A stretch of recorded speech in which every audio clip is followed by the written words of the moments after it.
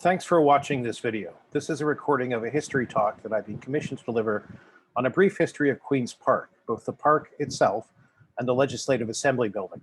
The client who requested this work has asked for a presentation of up to about 20 minutes, so it should be a relatively quick watch. It's become the custom to start many public events with an Indigenous land acknowledgement. In this case, I've used the official land acknowledgement for the City of Toronto. I acknowledge that the land that I am standing on today is the traditional territory of many nations, including the Mississaugas of the Credit, the Anishinaabe, the Chippewa, the Haudenosaunee, and the Wendat peoples, and is now home to many diverse First Nations, Inuit, and Métis people. I also acknowledge that Toronto is covered by Treaty 13, signed with the Mississaugas of the Credit, and the Williams Treaty, signed with multiple Mississauga and Chippewa bands. In addition to just reading out these words, I feel as though it's important to reflect on their meaning and why we say them. If we think about it, we probably all have our own personal reasons for thinking about land acknowledgements. One aspect that I often think about is how we are acknowledging history itself. This is a painting that an historical Canadian artist named Charles W. Jeffries made in 1942. It's called Champlain Trading with the Indians. It helps to demonstrate how traditionally the history of Toronto and Canada has been represented as something that only happened after European settlers started to arrive here. But there are thousands of years of human history that took place before this. This history is compelling, and sharing it is the right thing to do. So I'd like to spend the next couple of minutes sharing some of the Indigenous history of Toronto before tying this into the history of Queen's Park. This is a map that was drawn by a French explorer in 1675. It shows two of the best known Indigenous villages that were once located in the Toronto area. The village of Tiohtià:ke was out in the west on the Humber River, and Genetsaquayagon was out in the east on the Rouge River. Both of these villages were inhabited by the Haudenosaunee people, who are sometimes still known by their English name, the Iroquois. The people who lived in Tiohtià:ke and Genetsaquayagon used the waterways all around Toronto for travel, trade, and communication. This is a modern map showing the watershed of the rivers that run all through Toronto. We can see some of the big rivers, including Etobicoke Creek, Mimico Creek, and the Humber River out in the west end, the Don River near the center of modern-day Toronto, and the Rouge River out near the border between Scarborough and Pickering. But if you look closely, you can see all the creeks, tributaries, and estuaries that make up the city's watershed. Over the last 200 years, a lot of the smaller rivers that used to run through Toronto have been lost. They became so polluted that they were buried beneath the city and turned into sewers. One of these smaller rivers was called Tattle Creek. This is a map from 1872. And we can see how Tattle Creek used to run right in between where the University of Toronto and Queen's Park are today. I've labeled the waters of Tattle Creek in blue, as well as University College in red and Queen's Park in green. You can even see a pond on the map. This was called McCall's Pond, and it was named for John McCall, who was president of the University of Toronto from 1848 until 1853. This is a photograph of McCall's Pond in 1868. We can see University College off in the background. The pond was located on the site of where Hart House is today, so right across the street from Queen's Park. The waters of Tattle Creek were once so pristine that McCall's Pond was a breeding ground for salmon, but it became so polluted that the pond was drained in 1884. So what does any of this have to do with Indigenous land use in the middle of Toronto? Well, Indigenous people would have used all those rivers and creeks like Tattle Creek and so many others to navigate around the Toronto area. There are other accounts of an Indigenous village that may have existed around modern-day Clover Hill Park at Bay Street and St. Joseph Street near St. Joseph's College. Any Indigenous people who might have lived in this area would have used Tattle Creek and the other lost waterways around Toronto too. In 1791, the British government created a new jurisdiction within their colonies here in Canada. This was the province of Upper Canada, which would eventually grow into the province of Ontario. It was this man, John Grave Simcoe, who became the first lieutenant governor of the new province of Upper Canada. He had grand schemes for the province, including a large military fort, an English church on nearly every street corner, plenty of straight roads, and a university.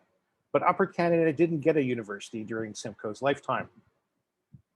Upper Canada's first university was finally created in 1827. This new university, called King's College, was officially brought into existence by the document that I've shown here. It's the Royal Charter for the university, signed by none other than King George IV himself.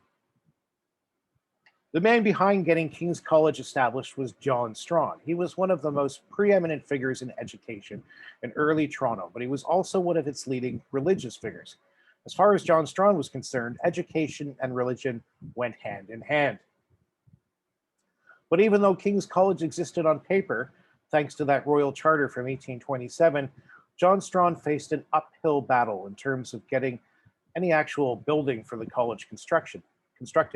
It took 15 years, but a physical building for King's College was finally built in 1842.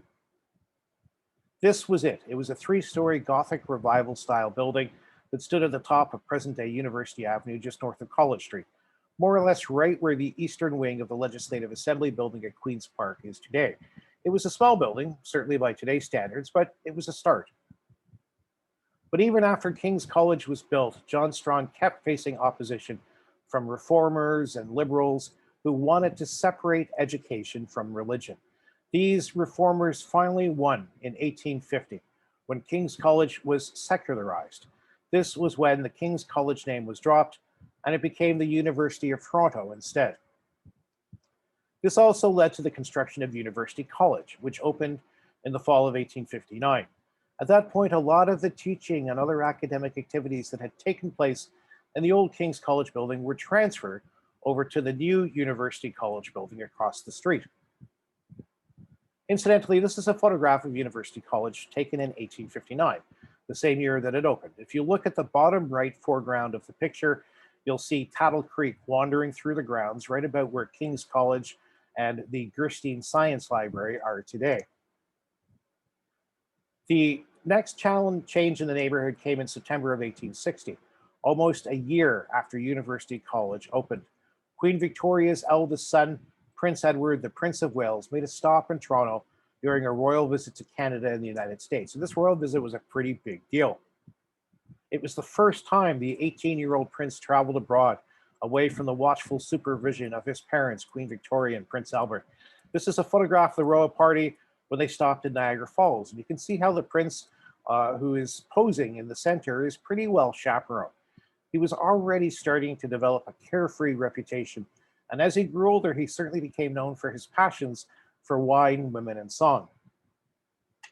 Prince Edward started his royal visit in Atlantic Canada, and slowly he made his way up the St. Lawrence River by steamer ship. He arrived in Toronto's harbor at about 6 o'clock in the evening of Friday, September the 7th, 1860.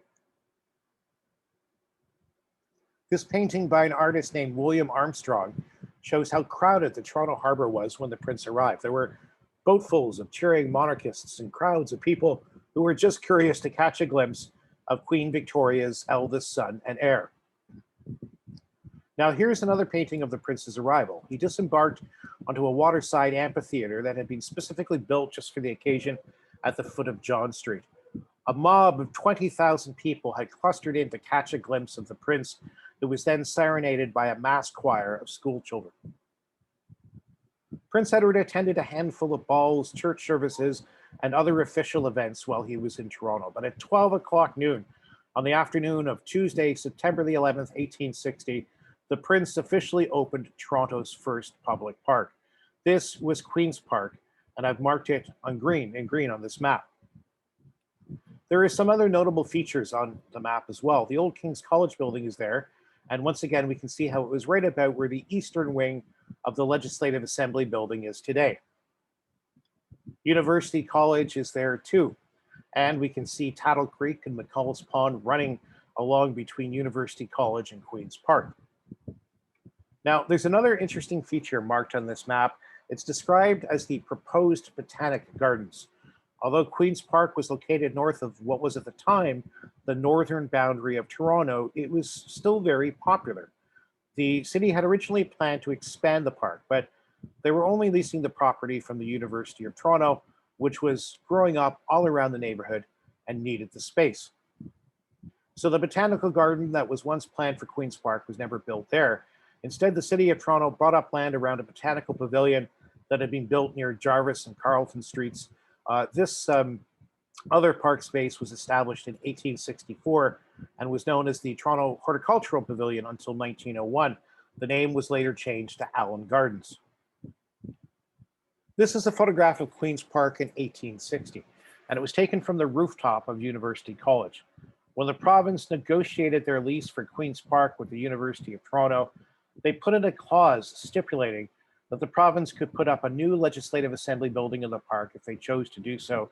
And as most of us know, the province eventually took everybody up on this offer.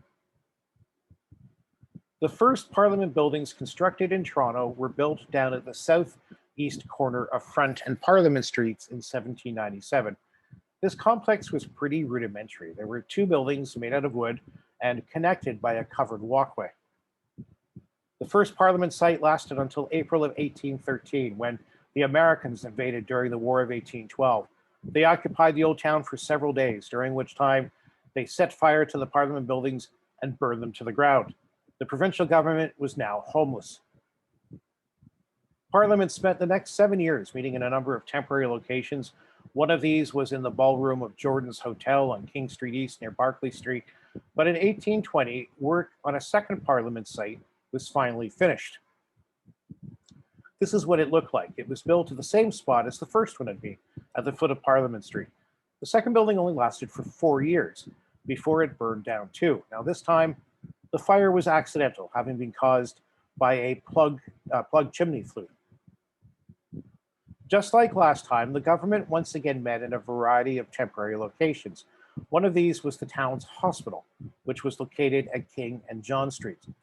It was the town's only hospital. Parliament met here for 5 years until the hospital staff finally threw them out in 1829. Next, the government moved into the courthouse that was located on the north side of King Street East at Church Street. Parliament met there in the courthouse for about 3 years until the third Parliament site was completed in 1832. The third Parliament site was built on Front Street West at John Street. It was built out of red brick, which made it more elaborate than its two previous predecessors. There was a building boom in Old Toronto in the 1820s and 1830s, which is when a lot of the first really permanent buildings were constructed, including the hospital and the courthouse that I mentioned earlier, both of which were used by Parliament as temporary headquarters. This more permanent construction helped prevent the 1832 Parliament site from burning down, despite the fact that there were at least 2 fires in the building, one in 1861 and another the very next year in 1862. The interior of the building was damaged though, and by 1880, the government was calling for bids for the design of a new Parliament building. This is when the provincial government decided to invoke the clause in the lease of Queen's Park so that they could build their new Parliament building there. The old King's College building was still standing in the park. You can see it in the background. At some point after academia left, the building had been converted into something called the University Asylum for the Insane. This was predominantly an asylum for female inmates. It was demolished in the early 1880s to make way for the new Parliament site. Now, I showed this photograph a few moments earlier, but I wonder if you noticed the 3 workmen up on the roof. According to the archival sources that I've read, this photograph was taken during the building's demolition in the early 1880s. The legislature approved a budget of $750,000 for a building that was designed by an architect named Richard Waite. His choice as the architect caused a little bit of controversy. He was born in London, England, but moved to Buffalo, New York at the age of 8 when his parents relocated to the United States. When Waite submitted his proposal for Ontario's Parliament building, a lot of professionals were advocating for Canadian buildings to be designed by Canadian architects. The choice of an American upset some people. The new Parliament buildings in Queen's Park officially opened on April the 4th, 1893, although it wasn't quite complete at this point. The final cost came in at $1,250,000, which was about $500,000 over budget. The idea that a government project would cost almost double the originally allotted amount no doubt shocked as many people in the 1890s as it would today. This left the old Parliament site down on Front Street abandoned. It stood derelict for nearly a decade, and a few surviving photographs show us how quickly the building fell apart. It really did deteriorate quite rapidly thanks to exposure to the elements and vandalism. By the turn of the century, 1900, there were prevailing attitudes in favor of progress over sentimentality. So the 1832 Parliament buildings were demolished over a couple of years between 1900 and 1903. The building became the first Parliament building in Toronto to be purposely demolished, instead of being incinerated by either intentional or accidental arson.